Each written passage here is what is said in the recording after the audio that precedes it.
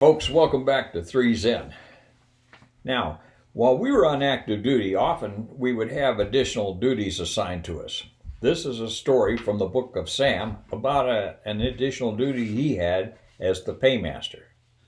So, in his own words, one of my first duties after arriving at Itazuki, Japan in September 1960 was paymaster. I had to go to finance to pick up a large bag of money and a pay list. Then I set up a table, and every military member, officer and enlisted, had to come to the table for their pay. Most of them saluted, signed their name on the list, and I gave them an envelope with the right amount of script inside. In those days, they paid with script instead of U.S. grain. At any rate, I did the envelopes to ensure I had the money counted right, since I was told I had to pay any shortages. Boy, that's called incentive. Shortly after that, the Air Force went to checks, so the paymaster simply had to pass out the checks with no cash involved.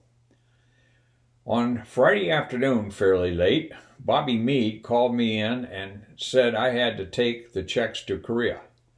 Now we'll take a pause here. Bobby Meade was my father-in-law. So I know a little bit about the story pretty well. I was the paymaster for the Osan members in the wing. It was to be a big night at the club, so I protested with great agony, but Bobby simply said, "You're not being asked to volunteer." That was Bobby. I said okay and asked for a clean F-100D for the trip. It wasn't legal, but I called Don Majors on the pad and asked him to pick up and distribute the checks. The paymaster was never to delegate responsibilities, but I trusted Shaky Majors. I landed at Osan just as it was getting dark and had the bird turn while I ran to give Shaky the checks. When I got back to the bird, it was ready, so I cranked and taxied. It was dark when I pulled onto the runway and took off. I think I was the only guy up in that part of the world, and it was a clear, dark, and quiet. As I approached Busan, I was talking to the radar site above Itazuki, and the controller told me I was moving at almost 1,000 miles per hour over the ground, meaning I was in the right jet stream. I told him I was going to turn Busan and kick it up to max speed, and I wanted a speed check. He said he would try, but at that speed he'd only get 4 sweeps coming across to Japan. My plan was to go to the ADF on Ikishima Island at max speed and make a circle in idle with the boards to get super subsonic before the letdown to Itazuki. I was really screaming across the straits when approach control broke in to tell me I needed to make a straight-in descent to Itazuki from my present position. I dropped to idle and boards, pointed the nose toward the lights at Fukuoka, which were over 50 miles away. Things seemed to be going well as I was soon on the ground and heading for the top of the Mach Club. When I arrived at the club, there were 50 guys standing outside, led by Willie Wilson, cheering and clapping.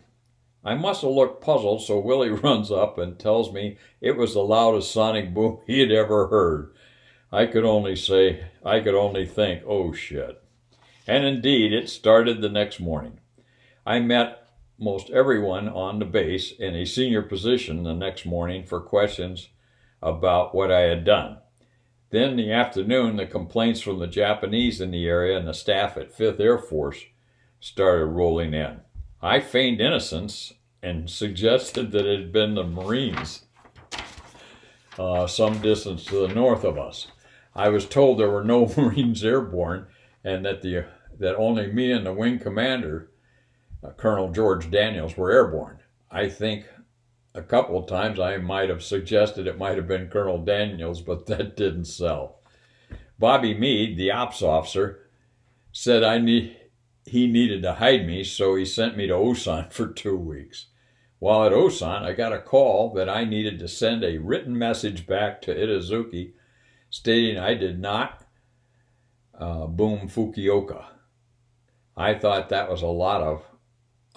about that a lot as I worried about false official statement but finally rationalized that I really didn't boom Fukuoka since I was subsonic 50 miles away.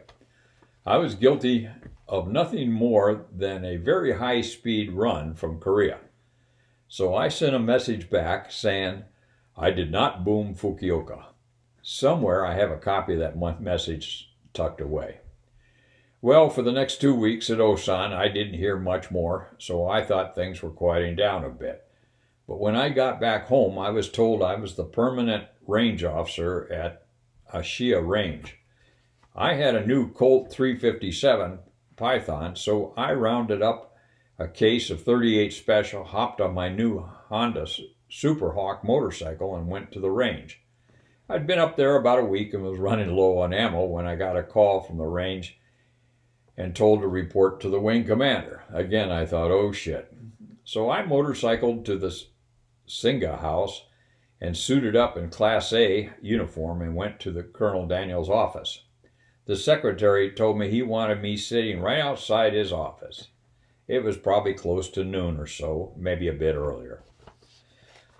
I sat there until almost 1800 hours, till 6 o'clock, without talking to anyone. I could see Colonel Daniels coming and going, but as it got later, most of the lights were turned out and everyone had left but me and Colonel Daniels. Finally, he stepped out and said, "Sam, come on in."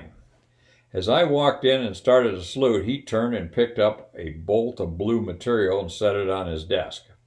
He said this was the material for the new Class A, and if I wanted to have a suit made, he would be glad to sell me some. I mumbled something about how I'd love to have a new uniform. He said, fine. Let him know how much I wanted. Then he smiled real big and said, don't worry about that sonic boom business. I think we have that taken care of. I saluted and left thinking, what happened? I did get back to Korea in time for the Friday event. I did get back from Korea in time from the Friday event. I did get extra time in Korea. I did get a lot of range officer time, but I survived. Boy, did you ever, Sam. Take care, folks.